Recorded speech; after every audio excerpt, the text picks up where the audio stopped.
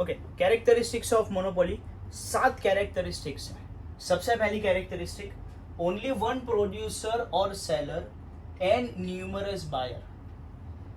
Black heading के ऊपर से आइडिया आ जाती होगी अंडर का कंटेंट क्या होगा। There is no competition in the market as there is only one seller, only one producer. The producer और seller can decide the price of product, so it is known as price maker of the market. ऐसे तरीके के market में वो seller और वो producer ही पूरे product की प्राइस को डिसाइड करेगा। इसके लिए ये मार्केट को बोलते हैं price maker of the market. There is competition seen between customer in monopoly. There is competition seen between customer in the monopoly. यानी मोनोपोली में कॉम्पिटिशन बिजनेस के बीच में नहीं होगा, कंपटीशन कस्टमर के बीच में होगा कि भाई मुझे दे दो प्रोडक्ट, मुझे दे दो प्रोडक्ट, मैं 100 रुपया दे रहा हूँ, मुझे दे रहा हूँ। बोलेगा कि भाई मैं 120 रुपया दे रहा हूँ, मुझे दे दो। यानी यहाँ पे कंपटीशन किसके बीच में होगा? कस्टमर के बीच में होगा, क्योंकि एक ही सेलर है।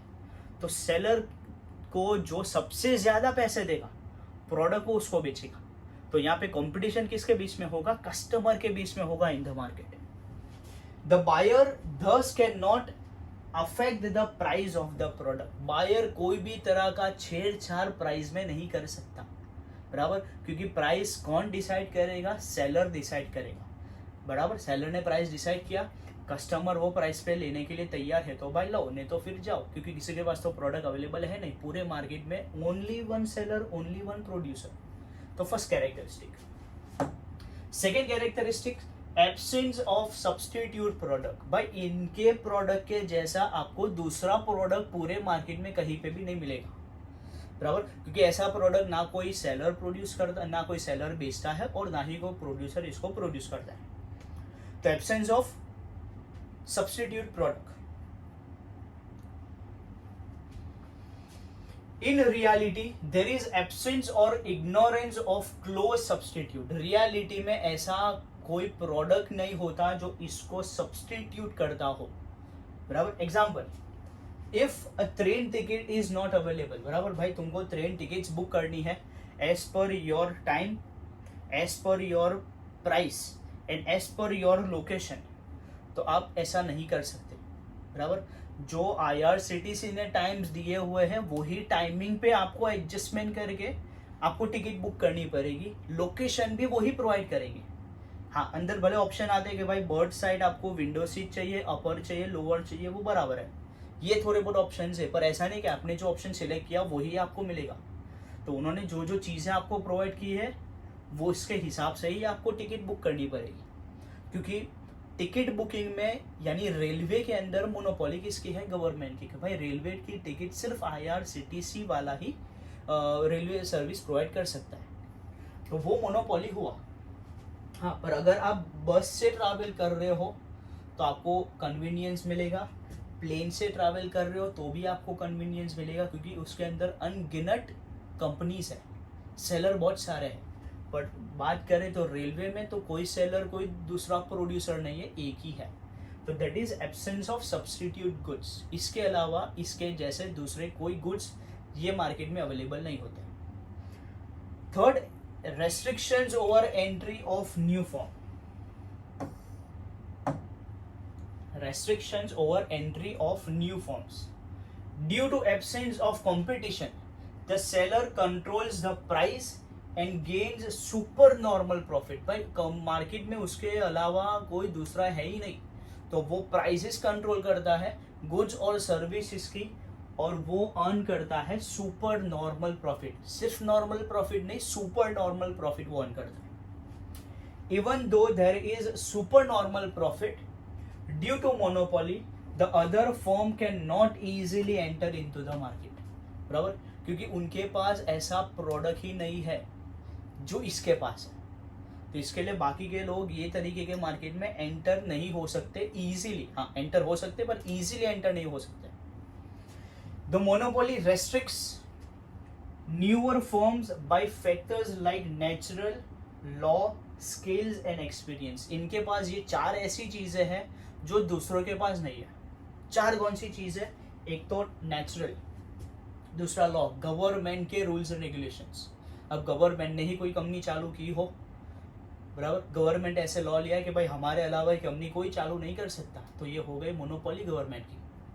सेकेंड, स्किल्स, इनके पास जो स्किल्स होती है वो मार्केट में किसी के भी पास नहीं है। और थर्ड, एक्सपीरियंस, सबसे ज्यादा एक्सपीरियंस मोनोपोलिस्टिक पर्सन्स के पास होता है। और ये 4 फैक्टर्स है जिसके वजह से बाकी के फर्म्स इसमें एंटर नहीं कर सकते, बराबर। 3 हुए। आपका सबसे पहला हुआ कि 1 producer 1 seller many buyer.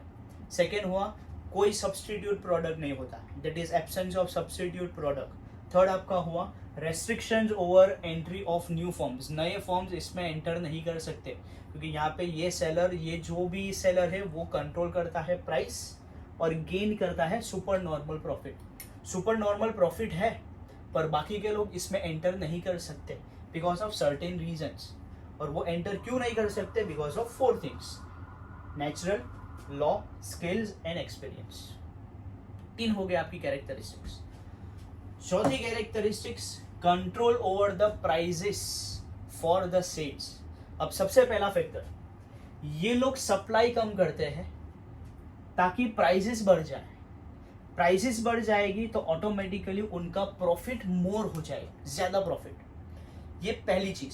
Second, वो लोग सप्लाई बढ़ाएंगे ताकि प्रोडक्ट ज्यादा क्वांटिटी में बिके, और प्राइस लो रहेगी पर प्रोडक्ट ज्यादा बिकेगा, जिसके वजह से भी उनको होगा प्रॉफिट। और तीसरी चीज जो नहीं कर सकते, वो ज्यादा सप्लाई भी नहीं कर सकते, ज्यादा प्राइस भी नहीं रख सकते, बराबर। दोनों में से एक ही चीज, या तो आप सप्लाई ज्यादा रख रहे हो तो प्राइस कम हो जाएगी, पर हाँ आपके प्रोडक्ट ज्यादा क्वांटिटी में बिकेंगे, आपको प्रॉफिट मिलेगा। पर फर्स्ट फैक्टर जिसमें आप सप्लाई कम रखोगे ताकि आप प्राइस ज्यादा रख सको और आपको कैसा प्रॉफिट हो, मोर प्रॉफिट। और तीसरा फैक्टर जो पॉसिबल नहीं है, that is a seller can not supply more goods at high price, which is not possible. ये चीज पॉसिबल नहीं है, तो वो जनरली प्राइसेस को कंट्रोल करते हैं फॉर सेल। प्राइसेस बढ़ा देंगे तो सप्लाई कम हो जाएगी, जिससे सुपर प्रॉफिट मिलेगा, मोर प्रॉफिट होगा। प्राइसेस कम करेंगे ताकि क्वांटिटी में गुड्स जाए, सप्लाई ज्यादा हो जाएगी, जिससे उनको मिलेगा प्रॉफिट। और तीसरा फैक्टर जो पॉसिबल नहीं है, they can not sell goods at high price increasing supply. Super normal profit वाला कॉन्सेप्ट जनरली आपने समझ लिया है कि what is super normal profit, कि in monopoly market producer and seller are same, एक ही प्रोड्यूसर है, एक ही सेलर है। The seller can gain super normal profit without competition in both short and long periods, and seller can put high price on the producers as compared to other expenses, thus gaining super normal profit, बराबर। यहाँ पे कोई competition नहीं है, plus वो लोग prices ज्यादा रखेंगे क्योंकि एक ही प्रोड्यूसर है और वो प्रोड्यूसर एक ही सेलर को उसके गुड्स देगा। और ये दोनों फैक्टरों के वजह से वो कौन सा प्रॉफिट अर्न करते हैं, सुपर नॉर्मल प्रॉफिट। एक ही प्रोड्यूसर वो गुड्स प्रोड्यूस करेगा और वही गुड्स उसके ही एक ही सेलर को वो सेल करेगा, और वही सेलर फिर आगे कस्टमर को सेल करेगा। और ये दोनों चीज के वजह से नो कंपटीशन, हाई प्राइस, विच अर्न्स मैक्सिमम और super normal profit. Next, price discrimination. Monopoly में ये लोग प्राइस डिस्क्रिमिनेशन करेंगे। अब प्राइस डिस्क्रिमिनेशन का मतलब क्या? सिंपल उसका मतलब है मोरू जोईने चांदला। जीवो कस्टमर एवी टाइपना प्राइसेस, कस्टमर बहु पेलो कंसेंट बहु बटावे कि उस वो इतना दिखाएगा कि नहीं भाई मुझे ये प्रोडक्ट चाहिए ही, तो फिर अपने अपने हिसाब से प्राइस बता देंगे।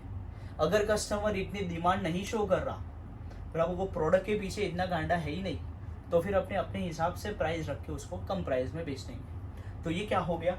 Price discrimination. जिस हिसाब का कस्टमर उस हिसाब के price. The seller can set different prices on the same product, एक ही प्रोडक्ट के अलग अलग तरह के prices depending on it's use और फॉर्म। कहाँ पे इस्तेमाल होने वाला है, किस तरीके से इस्तेमाल होने वाला है, इसके ऊपर वो एक ही प्रोडक्ट के अलग अलग प्राइसेस सेट करता है। कौन से वाले मार्केट में? मोनोपोलिस्टिक मार्केट में। The seller thus can gain higher profit using concept of price discrimination, that is example doctor। એમાં ડોક્ટરનો એક્ઝામ્પલ લીધો છે. ડોક્ટરનો એક્ઝામ્પલ ક્यों लिया है वो आपको पता है. चलो नेक्स्ट, फॉर्म इज इंडस्ट्री. पूरा का पूरा फॉर्म ही क्या होता है, तो इंडस्ट्री होता है. Because the form is independent unit. Industry is a collection of forms producing the same product. एक ही तरह का प्रोडक्ट प्रोड्यूस करने वाले जितने भी फॉर्म्स है वो सभी के सभी फॉर्म के कलेक्शन को बोलते हैं industry. But in monopoly producer and seller are same.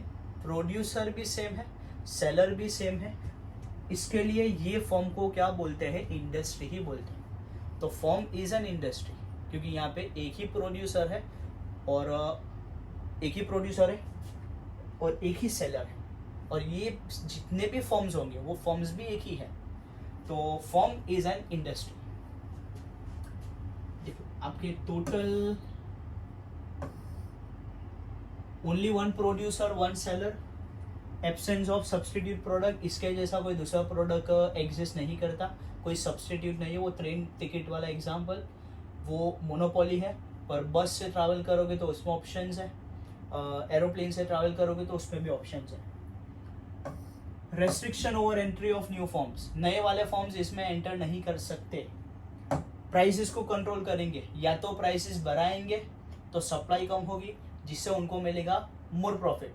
Second में प्राइसेस कम करेंगे ताकि सप्लाई ज़्यादा हो जाए, उनको मिलेंगे नॉर्मल प्रॉफिट. और तीसरा कॉन्सेप्ट जो नहीं हो सकता, वो ज़्यादा प्राइसेस में ज़्यादा क्वांटिटी में प्रोडक्ट्स नहीं बेच सकते. सुपर नॉर्मल प्रॉफिट में एक ही सेलर, एक ही producer, no competition plus high price, there leads to super normal profit.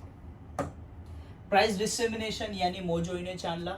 जिस हिसाब का प्रोडक्ट, जिस हिसाब का कस्टमर, जिस हिसाब का यूज, जिस हिसाब का फॉर्म, उस हिसाब से प्राइसेस कंट्रोल किया जाएगा ऑफ अ सेम प्रोडक्ट. और लास्ट आएगा फॉर्म इज एन इंडस्ट्री. कि फॉर्म क्या होता है, तो form is an independent unit. और बहुत सारे फॉर्म्स जब मिल जाते हैं तो उसको बोलते हैं इंडस्ट्री. कौन से वाले फॉर्म्स, जो एक ही तरीके के प्रोडक्ट को प्रोड्यूस करते हैं. बट यहाँ पे मोनोपोली में producer and seller are same. वही प्रोड्यूसर है, वही सेलर है. Therefore form is an industry. Done. आपका मार्केट वाला आंसर फॉर 5 मार्क्स.